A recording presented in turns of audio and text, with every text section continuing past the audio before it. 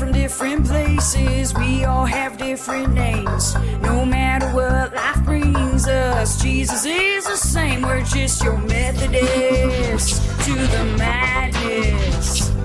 Methodist to the madness. Hi. I'm Beth. I'm Tim. I'm Jessica. And we're just your everyday Methodist to the madness. We are so in sync, but also out of sync at the same time. It's kind of a magical moment.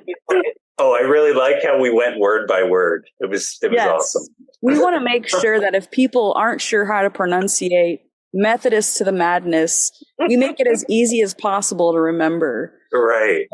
Yeah. Tim, how was this past week for you? Things go pretty well. Did you have a good day at work? Because I know last week you had a report of you had an off day. So it was good. Yeah, I think today went pretty well in the scheme of things. It's kind of interesting because I'm trying to lead my life in this way too. So at my job right now, we have some like big news that we need to respond to, like basically maybe having like a maximum of 1 or 2, maybe 3 priorities, but always focusing so much on the first priority. And so it was kind of nice, like thinking about that today and having that sense of direction. And then I'm looking to the other thing that I discovered recently, which was sometime last week, which is I realized that it's important to orient to the task that you have in mind, because there's just so much like stuff going on, like in our technological world that we live in, like the smartphones and the computers and stuff like that, especially for me, since I work in IT, that I was thinking what may help, and I have noticed some benefits so far, is kind of just like sitting there and not really doing anything for a given period of time, like say like 2 to 5 minutes or something. Just stop what you. Basically, I'm stopping what I'm doing, and then just legitimately causing within myself a sense of boredom, leveraging boredom to my advantage so that I can orient myself to a new task that I wouldn't ordinarily do. Because what's worse than boredom, right? Maybe the thing that you have some like tasks that you really just don't like or something, you probably do that over being bored, because we do anything to avoid being bored, I guess. In fact, there was an experiment that I read about, and anybody listening to this podcast might be able to look this up, is there was like a control group, somehow, what was it? There was a group of people that in the opportunity for them to sit there with their thoughts or press a button that would cause them physical pain, in most cases, the people in the group would actually cause themselves physical pain than to sit there with their own thoughts and being bored. So that's how like uncomfortable we can be with boredom. So anyway, getting to the point at hand, I can utilize boredom to reorient myself towards things that I really want to do at a given time. Like instead of going on my computer or being on my smartphone or something like that, when I didn't really want to be in the first place, I can just sit there for 2 to 5 minutes and get that. So that's been really like insightful for me, and hopefully I can maybe do some more better things with my time because of it. But outside of the kind of day-to-day stuff, just work, and I've been doing some more chores. I had to clean my bathroom, and I really didn't like doing that. It's one of the things that I absolutely don't like because of like chemicals and stuff like that. But I have been getting a little bit better at texting some of my friends back and stuff. So like keeping that social life going, I think that's like a really healthy thing. And I think the last thing is my stress has been lower ever since I discovered that, like trying to believe that stress is not going to harm me, or interpreting my stress positively. So that's still been an absolutely life-changing thing for me. And I think that's pretty much it for my updates. Awesome. Sounds like a jam-packed mindfulness and personal sense of excitement, Tim. Oh, thank you. I appreciate that. All that. Beth, how are you doing? I'm doing great. I didn't say that very convincingly because I was going to say I'm doing okay, but then I switched it to great, and I don't know why. But I did make bread with Jonah, and Jonah got into making bread. That's amazing. It was an easy, no need recipe, and we were supposed to mix it up and then let it sit for 3 hours with something on top. We opted for aluminum foil, and then we were supposed to put it in the fridge for we were going to try 12 hours because she said that was what the best amount of time to do it. So I let it sit out for 3 hours. The timer went off. I did not put the dough into the refrigerator, but we still tried to make it anyway, and it was delicious. And we might try it again and make it better using the correct instructions instead of me forgetting things. And then the next day, on Tuesday, Jonah was telling me that we should probably give our 10-year-old cat a bath because she gets lots of mats on her fur because she's not good at licking herself. And I don't know if she was never taught, but she's always had a couple mats here and there that I usually just cut off. But I don't see her that often anymore because she's an upstairs cat now, and I live with a downstairs dog. That's going to be the name of my band. You can see us on Friday nights at some venue, the Downstairs Dog. So excited to hear you. Yes. Yes. So I hadn't really checked in on her as much as I probably should have been. So when Jonah was like, we need to give her a bath, her whole body was just matted up. And I decided I was going to take scissors and try to cut out the mats. And I almost immediately cut into her skin, and it was pretty deep. And I started freaking out. And Craig had to Craig is not squeamish about stuff. So Craig had to try. It was about 8:00 at night that this happened. So it wasn't at regular vet hours. And Craig's trying to I'm holding the cat just sobbing as Craig's trying to put her back together using liquid bandage, and that wasn't working. And so we did end up having to go to the 911 vet care. I'm sorry that I made your jaw drop, and it still has not. I'm just in disbelief. Not only are you implementing the prayer deconstruction in your personal life again this week, because last week there was the incident with the bird being deconstructed, and now That's right. This week you are deconstructing the cat. So this is I'm a little worried about what's to come for next week. I'm so glad that you were able to take her to the vet. So what happened? Wow. Yeah. So we took her to the vet, and the vet decided she needed staples, and then he said that she was also looking pretty underweight, and we actually had noticed she was losing a little bit of weight, but this started happening during the time that Stormy broke his leg, and I was paying thousands of dollars in vet bills, and I was like, we can't have another vet bill right now. Yeah. So anyway, the vet was like, they're doctors. He said that he would like to do blood work, and so we paid the money to do the blood work, and he said that she has diabetes. And so now we have a cat with staples and diabetes, but we had a dog who has since passed on. He was a black lab mix, and he lived to be 13. When he was about 9, he was also diagnosed with diabetes. And let me tell you, when you're treating a 90-pound black lab mix for diabetes, it's expensive because he needed a lot of insulin. But when you're treating a 10-pound cat with diabetes, that insulin's going to last for months because she requires way less insulin. Yes. That is something interesting. Yeah, so I feel good about, and she actually just seems like she's feeling a lot better and like less groggy and lethargic. And that's great. Right immediately after she got even just her first shot of insulin, it was like, oh, it's like you're young again.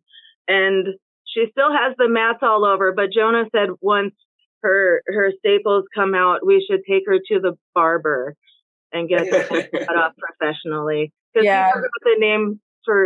she forgot the word groomer, but I like barber better. Yeah, I think a nice fade on your cat, maybe with some like line work, would look pretty awesome. Yeah. And I think that's perfect what you said. You know, the vet's like the doctor, and forget the groomer, say the barber. You know, bring your cat to the doctor, bring your cat to the barber. That makes way more sense to me. But you know what the best part is? I can put dumb little sweaters on her and she doesn't take them off. She has this dumb Christmas sweater on right now because they shaved the whole area where she had to have staples, and I wanted to be able to protect it. And so, yeah, she has a dumb white and red striped Christmas sweater that says ho, ho, ho on it. That's amazing. Yeah. I'm so glad she keeps it on.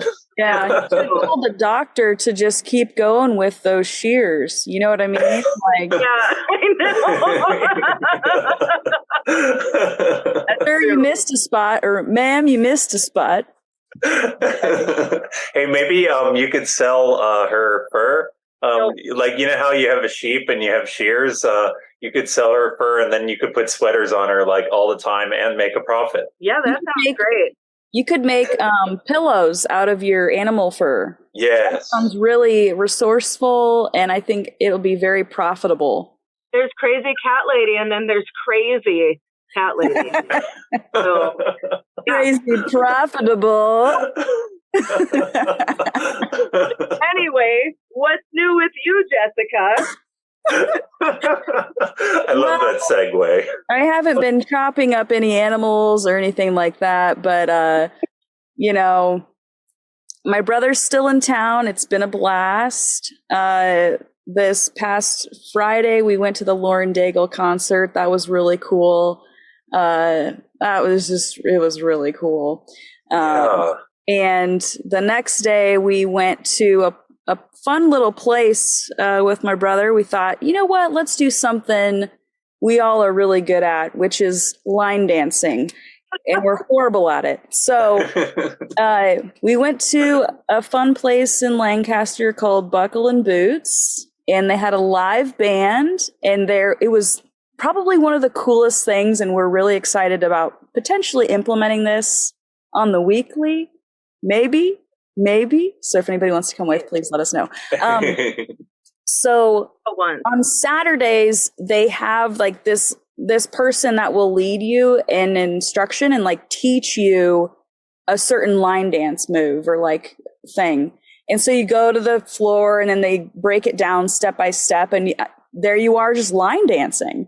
And I'm pretty sure they have like a team or whatever you call professional line dancers, a squad, a force. I have no idea what this is called, but they literally went on the floor and they were jumping up, kicking their leg up, clapping under their knee, like all these crazy line dancing moves.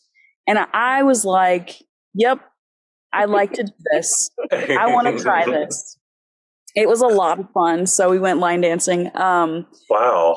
And then, my brother and I, we've been trying to golf a little bit. He's a really good golfer. He's got a tournament that he's going to drive to this coming weekend in Vegas that he signed himself up for. And when we went to the range for the first time, he hadn't really seen me golf before and hadn't really seen myself golf before. And so I was kind of following the way that my dad taught my brother growing up, and just seeing my family grow up golfing. They thought I did a pretty good job. So he got me a putter, and he got me a sand wedge, and he wants to get me some irons. And we went to a golf shop, and I was swinging a bunch of clubs, and it was a lot of fun just hitting things. Just hand me the irons, and I was like, okay, here we go.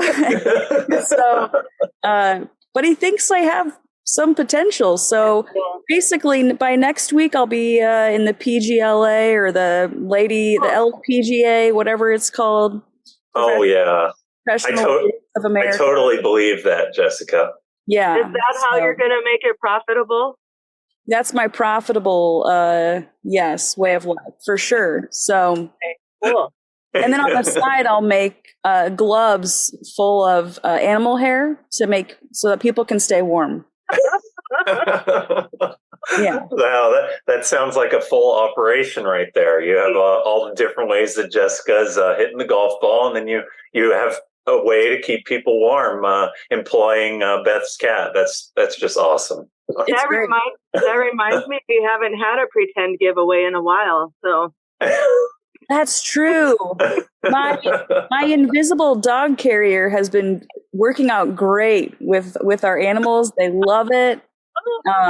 So thank you again, Beth, for that. You're welcome. You're welcome. Yes. Moving on, though, in terms of more updates, the church has a lot of stuff coming up. And there's one item on the December agenda that I'm super excited about. I just saw it. I hope I can be part of it, because I don't know if I have to be specifically part of a women's group. I'm just going to say that I'm part of the women's group because I'm officially a member now. Amber and I officially became members of the church on Sunday. We got a nice certificate. Wow. That we're going to frame and put it on the entrance of our home so people know we are members. Wow. That's great, Jessica. That's wonderful news. Very nice. Yeah. But the one thing I saw was the women's Christmas party is on December 17th. Beth, did you know about this? I did not know about this. And I have feelings about the women's Christmas party that I will not share here. It has nothing to do with the women or the Christmas party, but I felt myself get a little, I can't think of the word, but they do you each get a number and each one brings a present, and then you can steal other people's present. And the thing that I wanted so badly was stolen maliciously by two of my friends. And I vowed to never go to one of those parties again. White elephant is what it's called. Oh, yeah. I was thinking the pink elephant, but the white elephant, yeah. Yeah, that's when you're drunk, isn't it? The pink elephant. Anyway. Oh. That's a different party, guys. Yeah.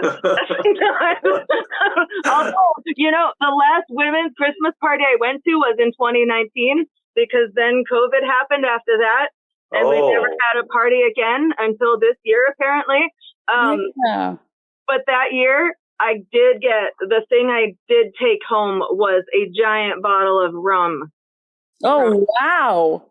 So everyone, women, if you identify as female, there's a women's Christmas party on Sunday, December 17th from 4:30.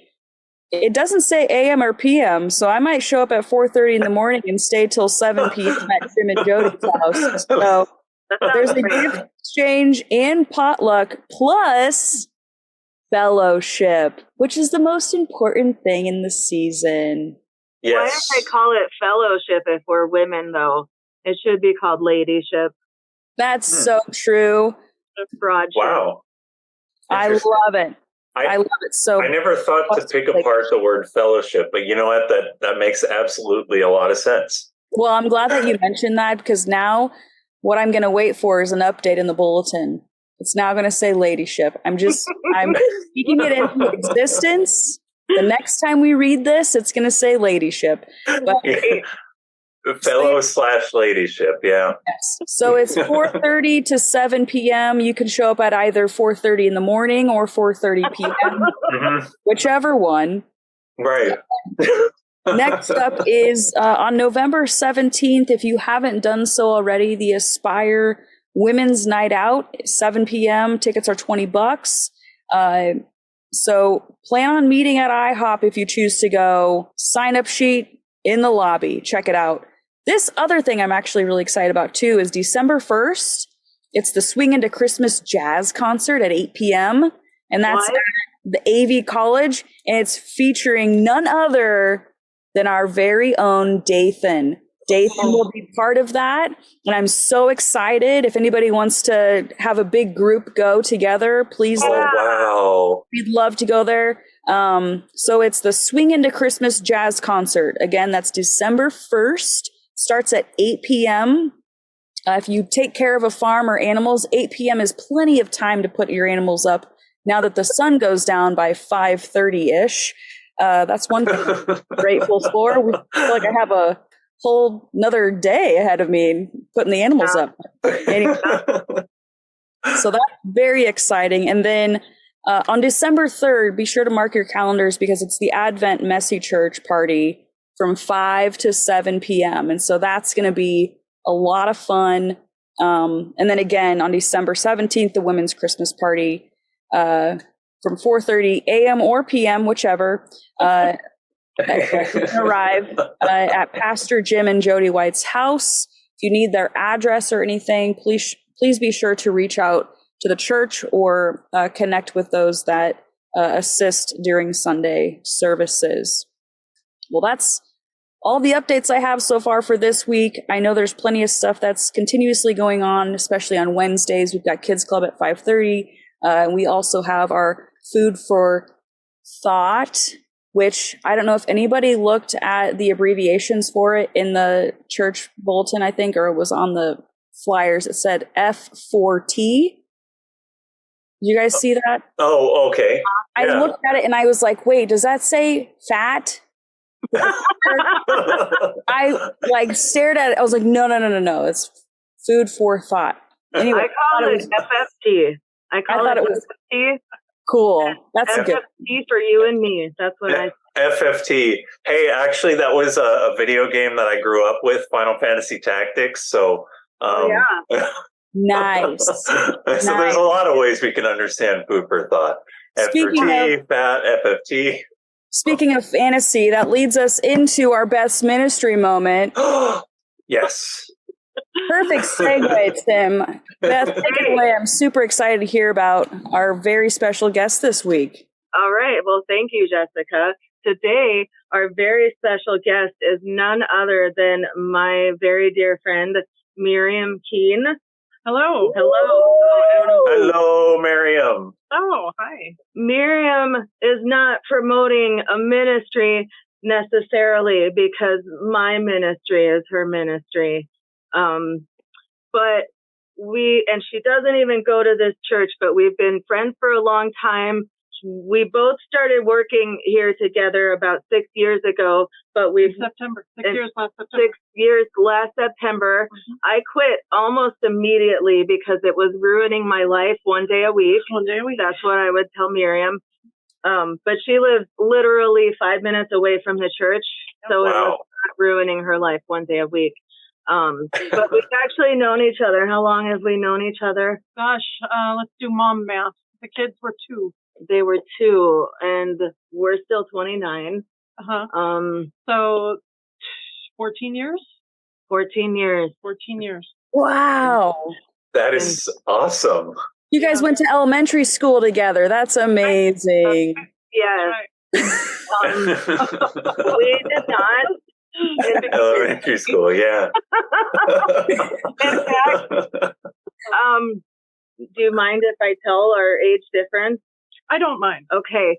She's 9 years older than me, and most of the time we're the same age, except in instances where she'll bring up cultural references. Yeah. Such as Joey Lawrence. Do you know Joey Lawrence? I absolutely do know Joey Lawrence. No, I don't. Do you know? Well, Jessica, what do you know Joey Lawrence from? There was a really awesome TV show back in the day that everybody would watch, and now it's blanking on me what it's. Was it Blossom? Or was it Give Me a Break? That's the one I was thinking of. Oh man, you're the same age as Miriam too. You're younger than her.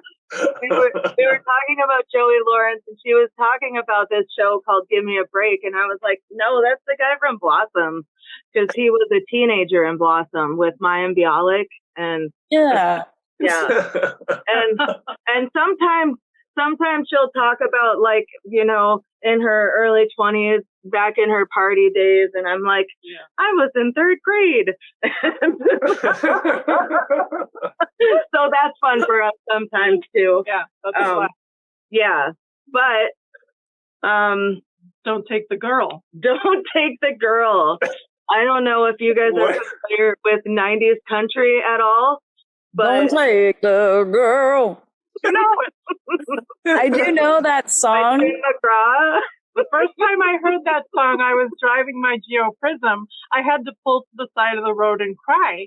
But the first time Beth heard that song, there was a different story. She was singing in her hairbrush in her bedroom. It hit differently when she was in the 3rd grade than it did for me in my 20s. Right. It did. I was just like, why is everybody crying? It's the great Don't take the girl. Yeah. Oh, man. That is so awesome. Singing to your hairbrush. Like that. Yeah. Never would have imagined that. Like something as awesome as that. Yeah. But we do go way back, and our 2 boys have been dear friends for many years, too. Yeah. My youngest and her oldest. Yep. And Awesome. That's wonderful. Owen's 5 months older than Joseph, but I always said that Joseph was 5 years taller than Owen. 5 years taller, yeah. Yeah. Oh. He used to be short, and Joseph always has and still is been tall for his age. And Gotcha. he's 16 now, but he looks like he could buy us beer. So let's That's where he is later. now, off buying our beer. buying our beer. Yeah. Yes, that's exactly what we do here at Palmdale United Methodist Church, especially for the children's ministry focus. Well, I'm curious, Miriam. So you've been with the church. Well, you've been working for the church, correct? For 8 years, is that right? 6. So basically, we'll round up to 10 then. 10 years I've been caring for the children, yes. So we've known each other 20 years now, if we're rounding up. Yes. I've only just started working with Beth in the children's ministry Probably since January. maybe less than a year. Really? Wow. Yep. When I first took on the role in the children's ministry, I didn't want to say director for a long time because I'm like, I'm just one person. I'm not directing. I was in denial about being in charge. I think that's really what it was. But it was Pastor Jim hired on Lourdes and me together. And I was very firm in not wanting to do it by myself. And I was like, I'm only doing it if Lourdes is doing it, and I won't do it if she's not. And then she got real busy because she has 5 kids and she is a substitute teacher, and something had to give. So it was the children's ministry. But then I asked if perhaps Miriam could come on part-time. Come on part-time and help me with the day-to-day things, like making phone calls. I hate making phone calls. I love making phone calls. It's a good balance.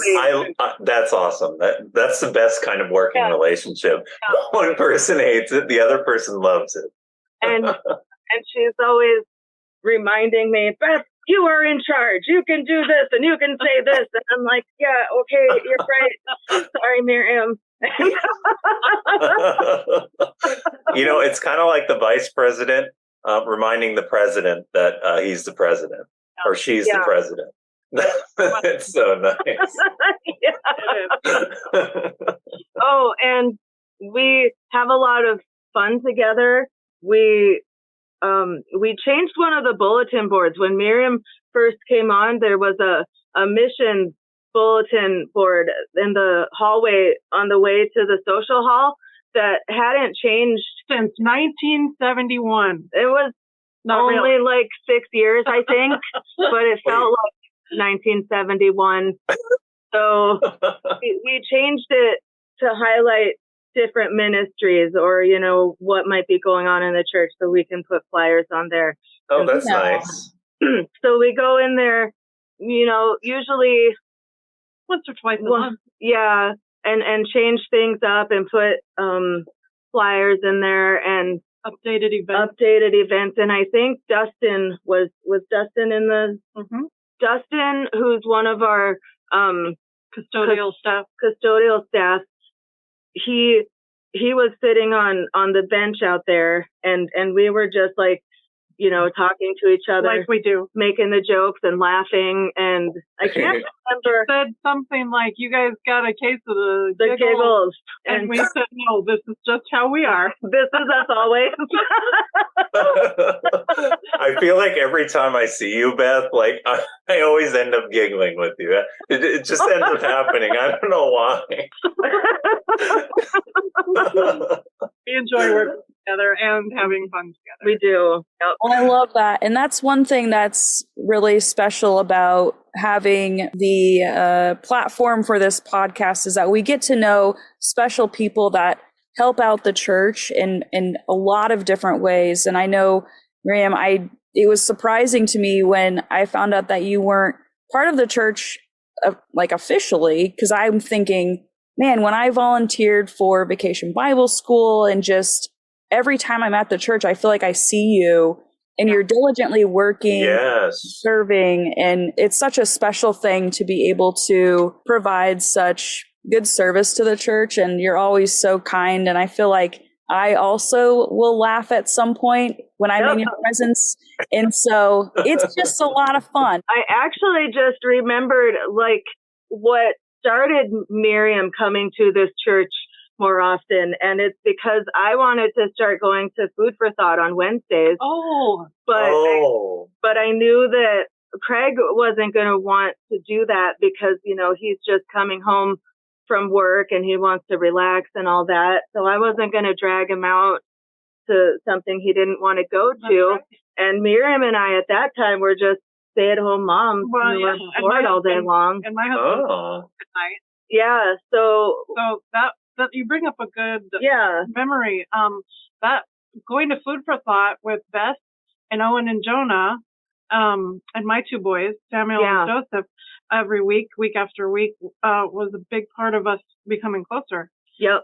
With the thoughtful topics and things that we would discuss with the kids around the dinner table. Mm-hmm. Week after wow. week.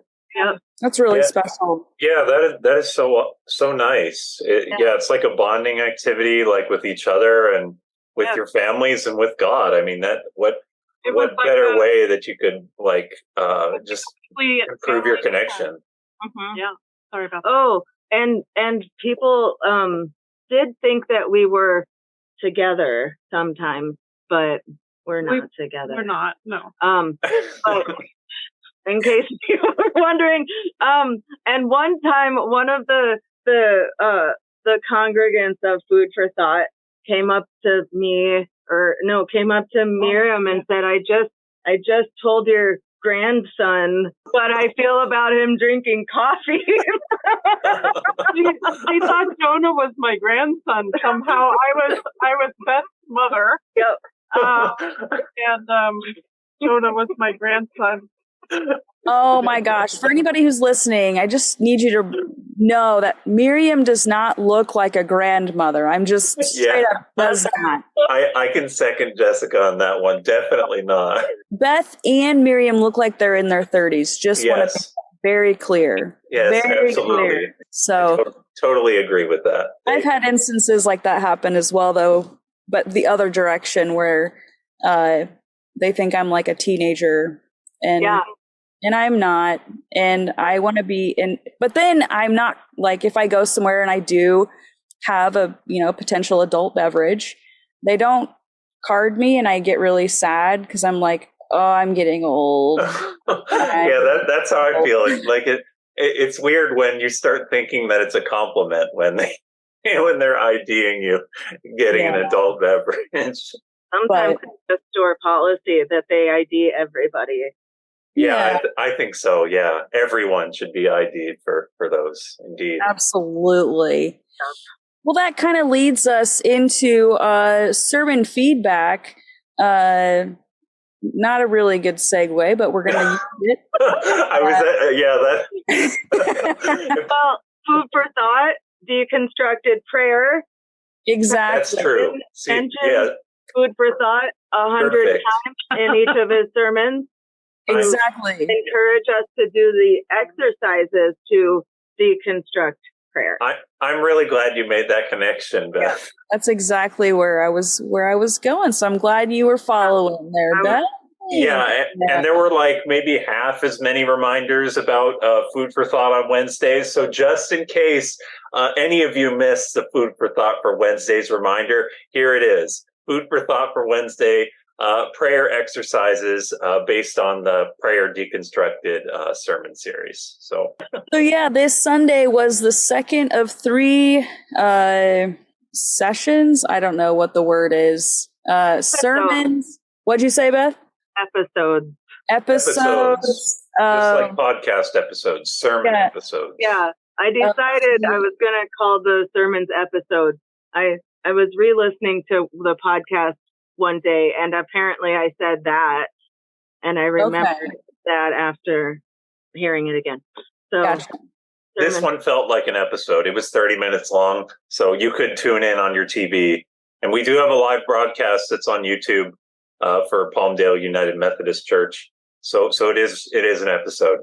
Also on Facebook. What I do find nice about the YouTube episodes is that you have, like, I think 3 options to choose from.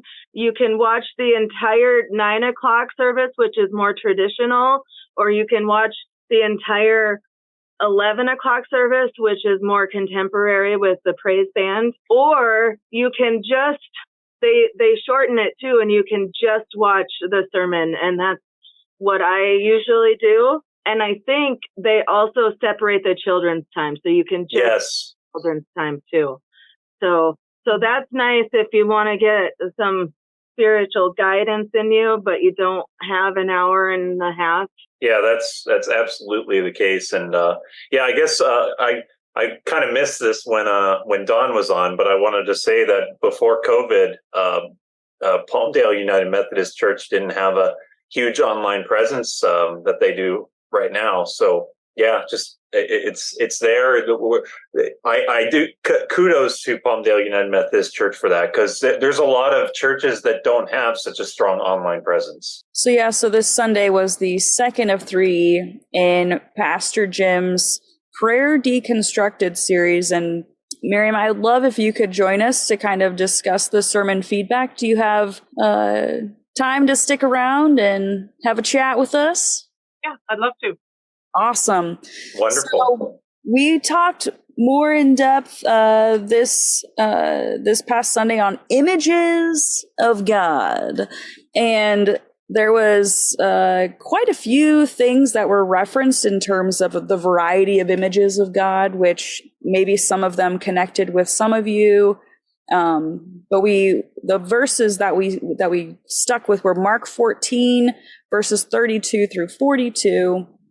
And the interesting thing with this is, what are the things that we kind of have in our head, and in terms of when we pray, is there something subconsciously, or is there something that we see? So I'm curious, Miriam, what is something that kind of stood out to you with this past Sunday's sermon? Well, it was making me think about what I think about God when I pray. And when I pray, I'm constantly reminding myself that God is love. And any kind of prayer request or issue or praise that I have is going through a God that is love. Mm-hmm. I just always think about how everything in my life, whether it was a trial or something great, or just a time where I felt a distance from God, that his love for me remained the same. And everything that I've gone through was filtered through a God that is love. Mm. Wow, that's really powerful and really therapeutic to hear, honestly. I definitely relate to that. I know when I pray or if I'm experiencing something, even if it's a trial or like you mentioned, something good is happening, it's like we can go to this little place in our minds that is like this little hammock of joy and this hammock of just like this massive pillow that's warm and snuggly. And we get to celebrate or find rest within that, you know? It's like absolutely. you can just escape everything that's around you. And you know that when you're speaking to Jesus, it's this comfort that is like nothing else, nothing worldly. You can't buy it, none of that. And it's very calming and it's just this overall sense of serenity that you experience. So I really like that you shared that it was like the sense of love and all of that. Yeah, basically you added to it, Jessica. You mentioned, so Miriam talked about God as love, and you mentioned that when you spend time with God like that, it's like an opportunity for serenity or rest or meditation or just an overall like very powerful sense of comfort that can't be bought in this world. And when we have that connection with God, it's just really amazing. And actually that kind of leads into what I typically understand for prayer for myself. And that's, I really liked how Pastor Jim touched on panentheism. I didn't know about that term, but I guess as I've grown in my prayer and faith life, I've noticed that that's really been a big part of my connection with God, just kind of feeling like I have connection with God internally, but then God is everywhere, and then God is kind of like outside of everywhere, like just in every way in which you can understand everywhere to be, but also just like having that like sense of intimacy, like I like God is leading my life, or like thinking of the Holy Spirit, like God is within me through the Holy Spirit, and like if I'm lucky and I put forward the effort as much as possible to follow Jesus, then maybe the Holy Spirit will walk with me each and every day. And so, yeah, it's like God is love, God is serenity, and God is with us and for us and everywhere. And it's just like a guiding force for our lives. Yes.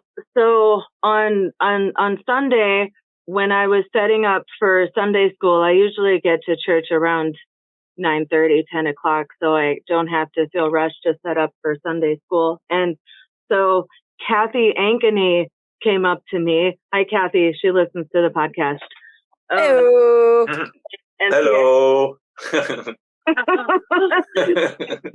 asked me if I had seen the sermon yet, and I said no, I hadn't. And she said that she was curious to know like what I thought of when I think of God, like the image that I have. And I immediately thought of this movie. I don't know if you guys have ever seen the movie Superstar. It's got Molly Shannon in it, and it's based off of her SNL character, Mary Catherine Gallagher. And I'm not going to go into further depth about her character, but there is a scene where I think God comes to her in a dream, and it's Will Ferrell as God. And so I told her I see Will Ferrell as God, and she says, "Oh my God!" And then he says, "Oh my me," and that always makes me laugh.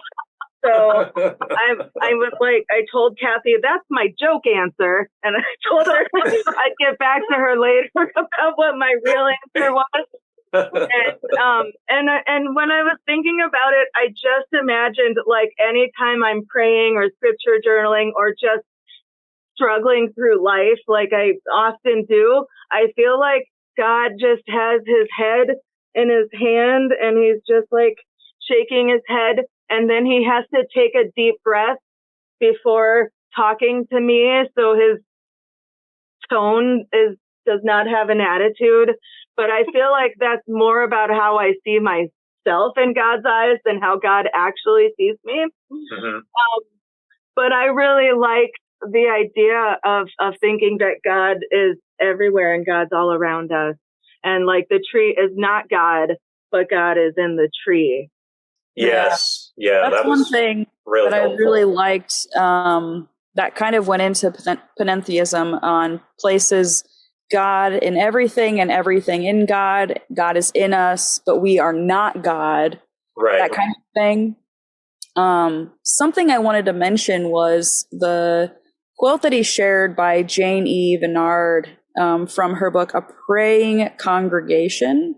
Many of us can say we believe in a loving and forgiving God, but do we trust that belief? Or are there old images of God deep in our bodies and souls that need to be healed before we can truly pray and live from a deep trust in a merciful God? That really stood out to me personally because, I come from a church, mainly non-denominational churches, where I was not accepted. And so for me, my image of God was very judgmental, was very harsh, was not loving. And at the end of the day, though, I always was conflicted because I had a relationship with Jesus. And I felt like I was trying to continue building on that, but I didn't feel like there was a space for me. And I didn't feel like that specific church presented God in a way that made me feel I could be loved in a way. And I feel as though, in time I've had to really recalibrate my relationship with Jesus and what I know is true. And that is, it's me and Jesus that I need to just think about and not what other people are thinking about and their own biases, their own judgments on what they think and how they feel about me being gay and all of those fun things. It's a matter of, I have a relationship with Jesus. I have my own personal convictions. They are not your convictions, and it's my story. And so when I see God, that's why I really appreciated what you said, Miriam, is God is love, and he loves all. And he's just, it's one of those things where I've had to put away the image that I had when I was a kid at times, because that church that I grew up with would not want me to be back at that church. And so for now, it's, it's this never changing, merciful, full of grace, like all of these like beautiful things that God is to me now. And it's really just this ultimate friendship. That's like the biggest thing is because nobody can understand my relationship with Jesus, because right, it's your relationship. Yeah. That's Exactly. Yeah, that really speaks to me as well, Jessica. Like I can fully relate. Because most of my exposure to Christianity when I was younger was kind of like a more non-denominational or otherwise conservative viewpoint. And I think that for some people that's like the way of life for them, and I have full respect for them. But for me, it's sort of like it's really important for me to be able to feel like comfortable and okay with like thinking about things and asking all the questions. And I know that everybody thinks about things a different way and so forth. But the Wesleyan quadrilateral really speaks so well to me, and really provides me a lot of clarity in my my faithful Christian life, to where I don't feel like guilty all the time for thinking a certain way about something. Because as I was an unbeliever, I basically rejected everything that I used to believe. And I'm not sure how strongly I had that convicted at the time, but that I basically had to rebuild everything from scratch, and just being comfortable with questioning, but also having faith. And so as a consequence to that, I've had to reevaluate my conception of prayer and like how that has like a place in my life. And I think I'm getting there. And so when Pastor Jim was talking about having an intimate relationship with God, I think that has provided me some like just helpful experience in prayer overall, trying to foster that intimacy. And I think that I can continue to work on that. And then also not like having any sort of like way in which I'm supposed to pray, but just kind of praying, like being there with the Spirit. And we were talking about this in the last episode, saying that, just being there with God, like being present with God, or and Don was talking about how he would just like talk to God on his way to work and stuff like that. So so between the intimacy and then just being comfortable with my faith based life, and then not doing things a certain way, that's really been a big thing. But faith has just been a very important part of my life, and just like inviting Jesus into my life, and just like not accepting what everybody else tells me, but my going into the scriptures, but then also appreciating all the tradition that we have here at Palmdale United Methodist Church. Tim, if I may, you said something earlier in the podcast that made me think. You were talking about taking a few moments, 2 to 5 moments, to not be distracted and just to be bored even. And it made me think of Psalm 46:10, where we're instructed to be still and know that God is God. And it feels like it goes right in with what you're thinking there, with just not letting the distractions become too much, and to be still and to spend the time with God. Wow, that's awesome. You made that connection. I'm definitely going to think about that. Like, yeah, that's like an opportunity for prayer or connection with God. And we're kind of too caught up with things going on in the world. Have that chance, that 2 to 5 minutes or so. Be still. Yeah, be still. Wow. Like that. So Psalm 46:10, you said. Correct. It's productive boredom. Yes. Yes, indeed.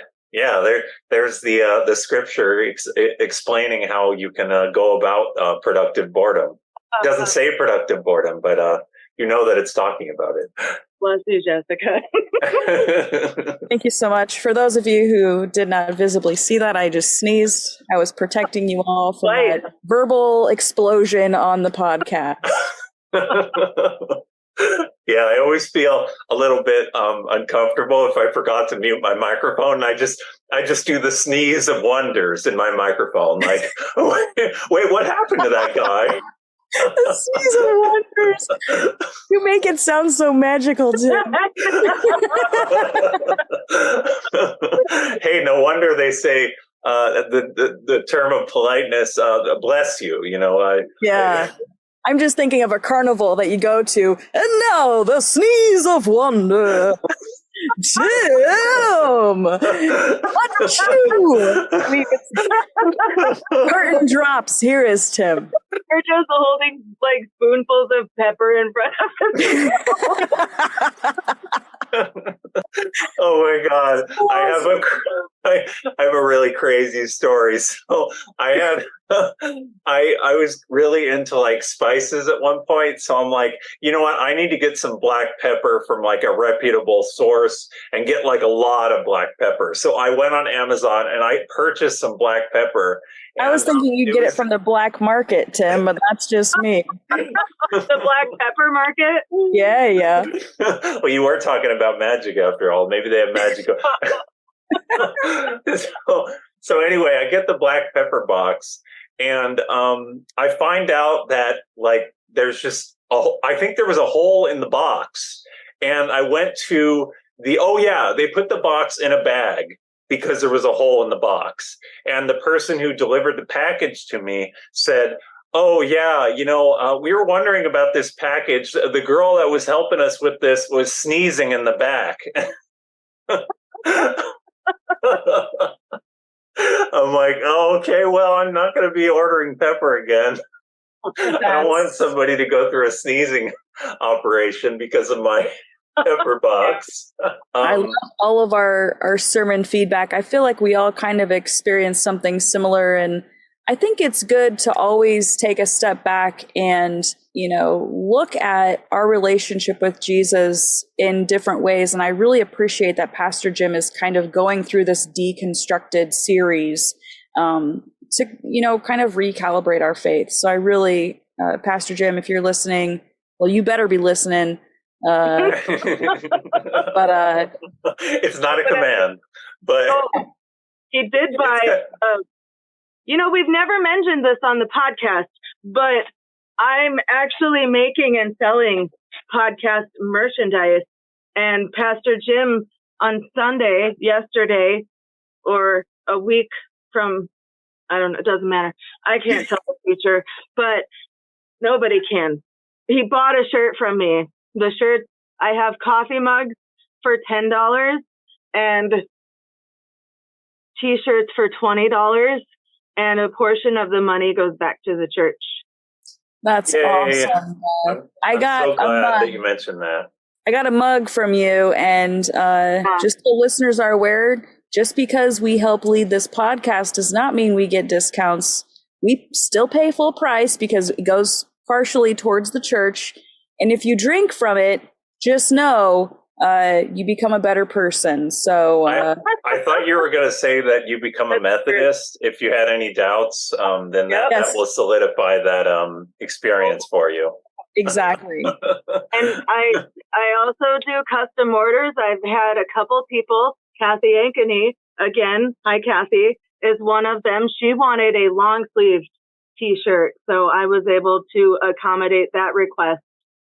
So if you want a different style or a different color, that is an option for you as well. Before we move into prayer requests, I just wanted to add something. We were talking about the sneeze of wonders. It kind of reminded me of how Pastor Jim said that there are lots of opportunities to connect with God, basically opportunities to fill your soul, like how Pastor Jim would go to Disneyland or something. And I wanted to bring up that I've been finding just a general filling my soul kind of experience by getting more into fiction books. I started reading this one book called A Winner's Promise, or the series A Mere Visitor Quartet. And that's just been a really thought-provoking, uplifting, sort of intimate experience, just kind of having that escape from everyday life. And it was almost like a meditative experience in a way.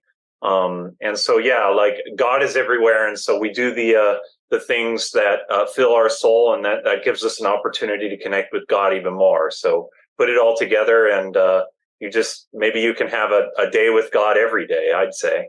Yeah. That's what it's all about.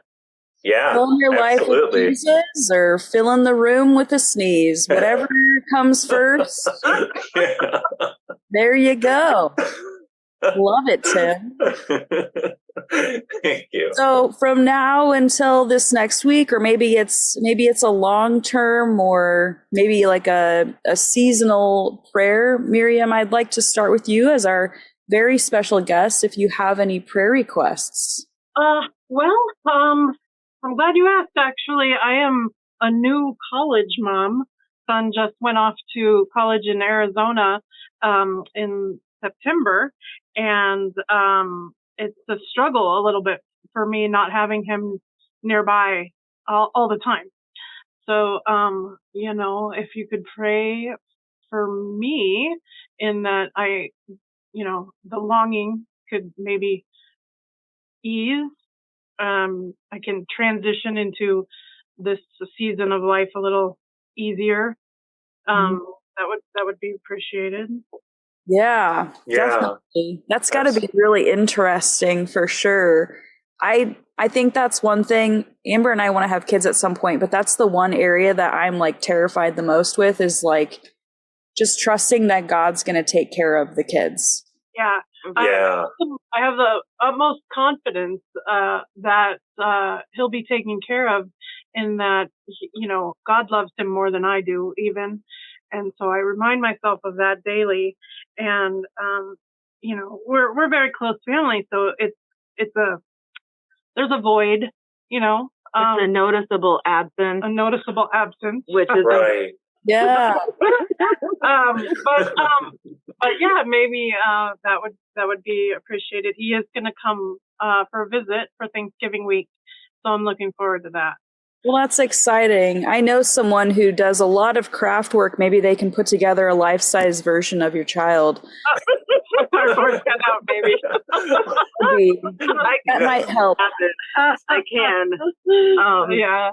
And I heard that they can fill the pillow with animal hair, so it's more so lifelike as well. Wow. Yep. Oh, I thought you mentioned that because his cat is missing him a great deal, and she's the fluffiest of our cats. Oh my goodness! So we should fluffy. just fill his likeness with McBean's hair. Yeah. Yeah. Wow.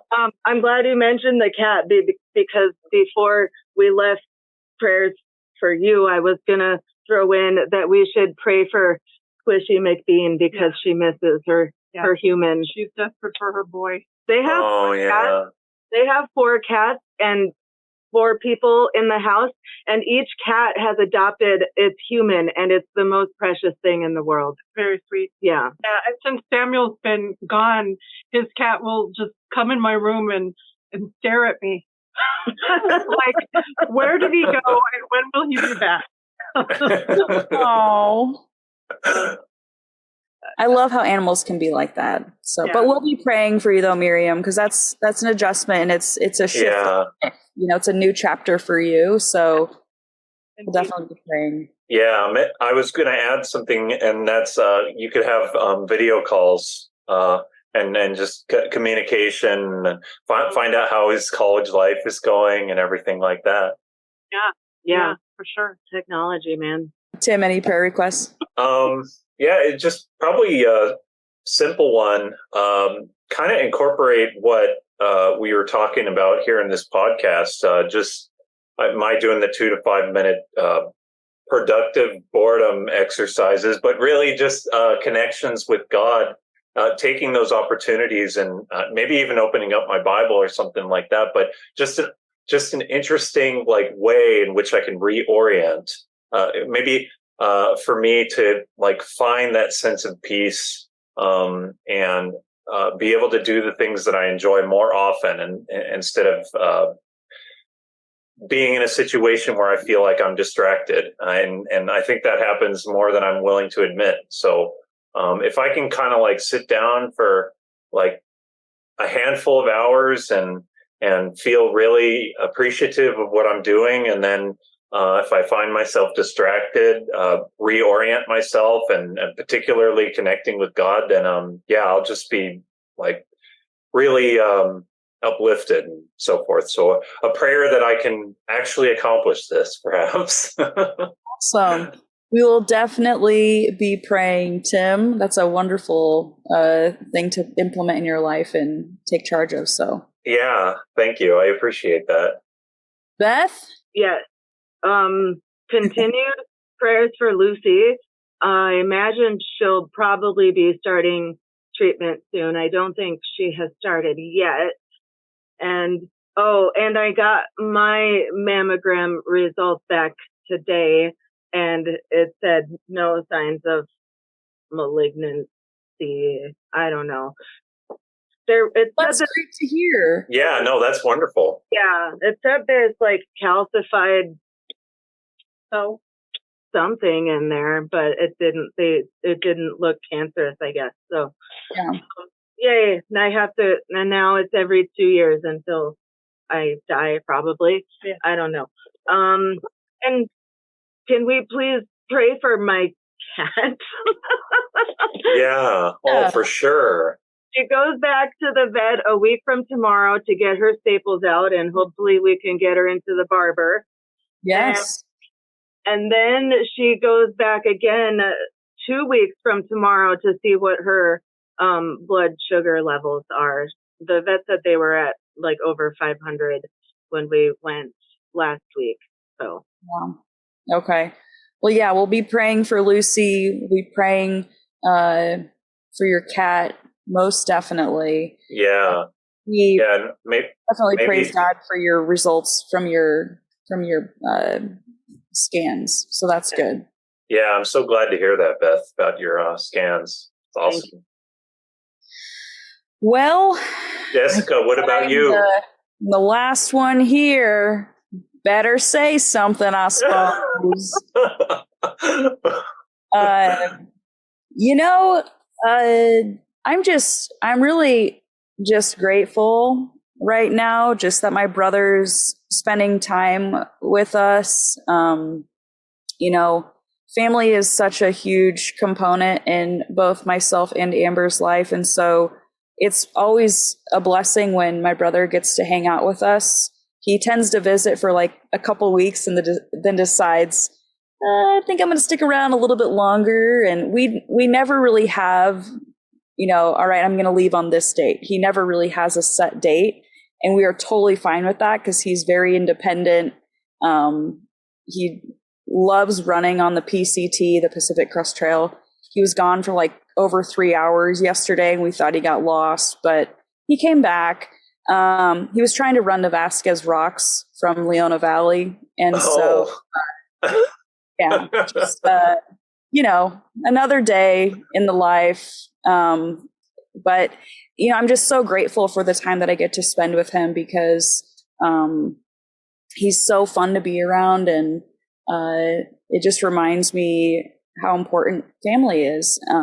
And so I think anything else, though, is really just continuing to take moments to kind of like what Miriam said, and Tim, what you'll be implementing is taking time and being still and just appreciating the things that I've got and really trying to be present in the things that I am part of and, no distractions with that. So kind of a running theme here, Tim, but I just think it's so important to be completely present in the things that we do and being grateful to be in those moments because you never know when those moments could be taken away. So, yeah. And then my friend Melissa that had the biopsies last week, she said she was feeling great. She'll get the results, I think, in the coming weeks. So I'll update everybody when that comes. So I guess just continuous prayer to ease her mind that everything's going to be okay. Everything's, got its plan in place. So yeah, that's about it. Yeah, that's great. And yeah, it sounds to me, Jessica, like having gratitude and just being present in those moments that we can appreciate is just like so powerful. Great. And what you said about your brother, yeah, that's so nice that he's there and you're able to visit with him, and he's got his own like different things that he's doing, but then it's just like able to spend time with him and just have those like family special moments. That's great. That's great to hear. Yeah. I think deep down, it's really just, I enjoy beating him at the Xbox. We've been playing NFL Madden. All the years he beat me as a child in those video games, it is redemption, everyone. I am destroying him in these football games. Whoa. Hey, that might be like TV worthy. We got some esports of a regular sport here. Well, Miriam, we appreciate you joining us today. It's so wonderful to meet those that serve the church in all ways. And we also enjoyed meeting one of Beth's best friends from elementary school. Yes. Yeah, thank you. I was delighted to be a part of it. Thank you for having me. Yeah. Thank you, Miriam. Really appreciate your time. It's awesome. Yeah. Beth, why don't you take it away? Thanks for stopping by. We're all from different places, we all have different names. No matter what life brings us, Jesus is the same. We're just your Methodist to the madness. Methodist to the madness.